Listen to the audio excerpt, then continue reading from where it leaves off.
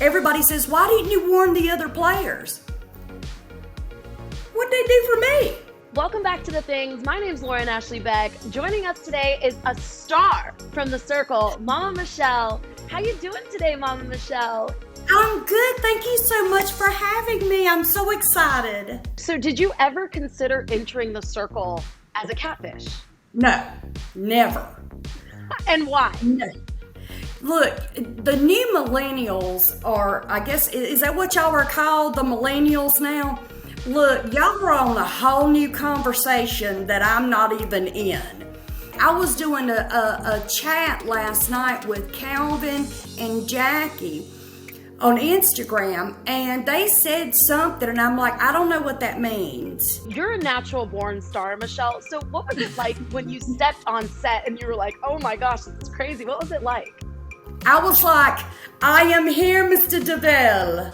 Bring me my hair and makeup. I'm ready, darling. I'm ready. So considering that you have such a large following on TikTok, were you like, oh yeah, I got this. I'm a social media star in real life, so I'm going to bring that to the circle? No, I don't consider myself some kind of star. I really don't. Mama Michelle, you're almost at 1 million followers, man. Oh, well, and I don't look at people, I don't look at it as followers, I look at it as, people that love my comedy. I travel all over and I do stand-up comedy, and I don't look at them as followers. I look at them as people that love my comedy. So, I try to put myself in a situation where I don't ever want to be looked at as a star. I don't want to be looked at as that. I want to be looked at as somebody that's relatable, that people can relate to. Your aunt, your mom, your grandma, somebody that people can just relate to, because that's hard to find these days, is relatability. So in talking about that mom and aunt role, was that your strategy going into the circle, to lean into being that mom of the circle? Right, because I know that it is human nature when you're gone from your family, you miss them horribly.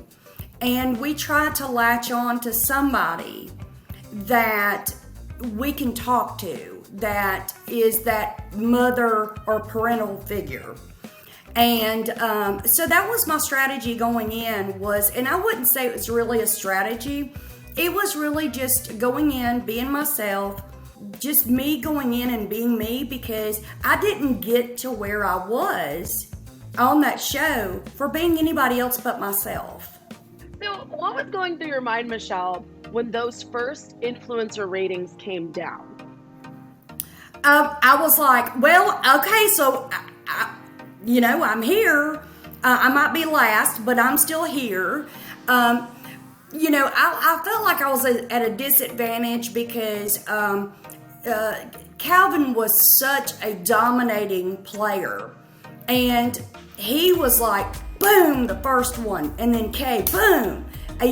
You have to be like in control. Once people start talking, and then this person talks, and this is what you don't see behind the scenes, is you have to wait for that person to finish talking before you can send your message.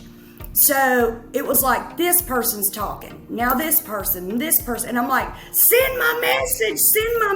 So my message was ready to send, but everybody else was talking. So, yeah. Why do you think, Michelle, that your circle family couldn't let go of the fact that you don't like to kiss your cute little puppies on the mouth? So this is my statement, and I'm sticking to it. I think there was a bit of lack of communication or lack of understanding. I understood the question just fine. I don't let my dogs kiss me in the mouth, okay? They eat their boo-boo and lick their Peter, like I said, which has now become the world's famous meme ever. Who was your closest ally in the circle, Michelle? I loved Daniel. And I loved Kay, because Kay was a country girl, so I was like, I gotta hook up with my country girl, and I adored her. And she is just as magnificent in person as she is on TV. But I just love Daniel because, I've got kids his age, and I just loved him to death. Just his little picture, I could just hug him. And I guess I'm such a tender heart. And whenever I saw that he wasn't honest with me, and it was like one of my children doing that, and I was like, wait a minute, and I got so sad because I was like, because I'm such an honest person, I was like, how could somebody lie to me? The Blue Michelle and Orange Michelle debacle.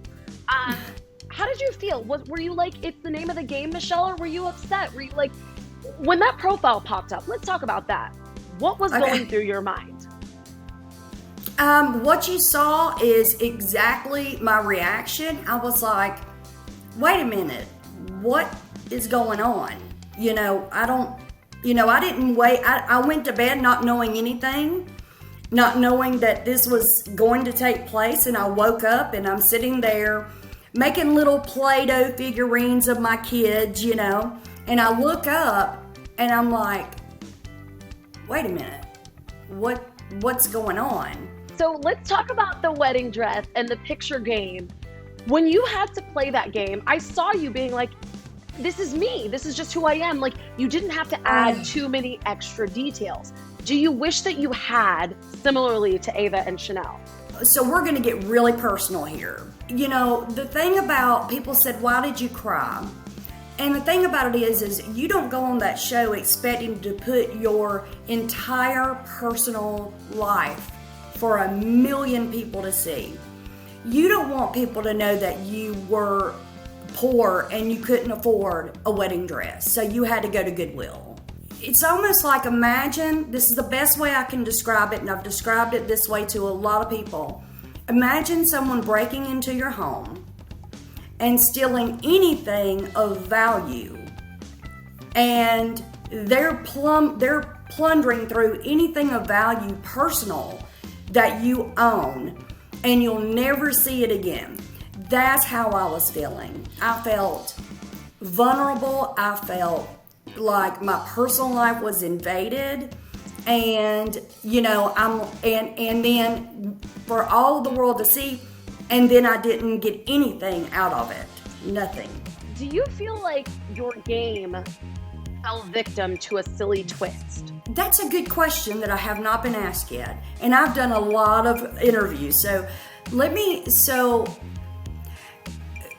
what I think is you go in, you sign the contract, you go in knowing that anything goes.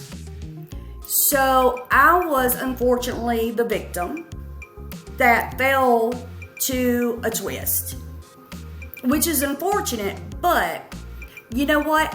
I don't look at it as a bad thing, because you know what? That twist made everybody love me.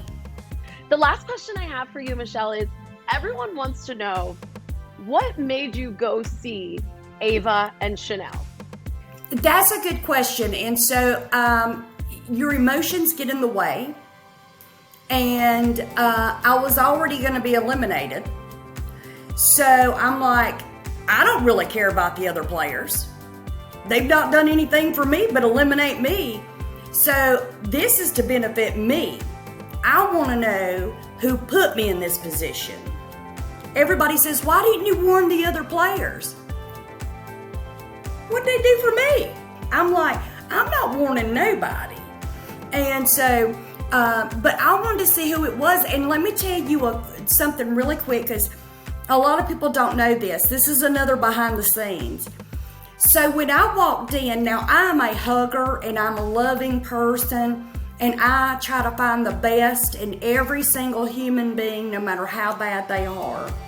And so when I walked in, I did not know that's who that was. I did not know it was them. And then when they turned around, I was like, and I gave them a hug. I was like, wait a minute. I did not know. I mean, I hugged them and everything. And then I was like, wait a damn minute. You're those two girls. I had no idea.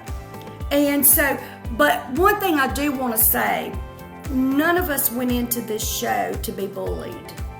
None of us came into this show walking out knowing what was going to take place. We walked out, whatever the circle, happened, whatever the circle made happen. But I do not condone bullying. I have no beef with Ava and Chanel. They are sweet, kind people, and they did no different than, you don't know what you would do until you're in that position. If you're given another chance to win $100,000, you would be crazy not to have chosen. I mean, you have to choose somebody. I was the weakest link at that moment. And if you love me and you care about me and my feelings, please don't bully Ava and Chanel. They're really nice people, and it's just a show. It's entertainment.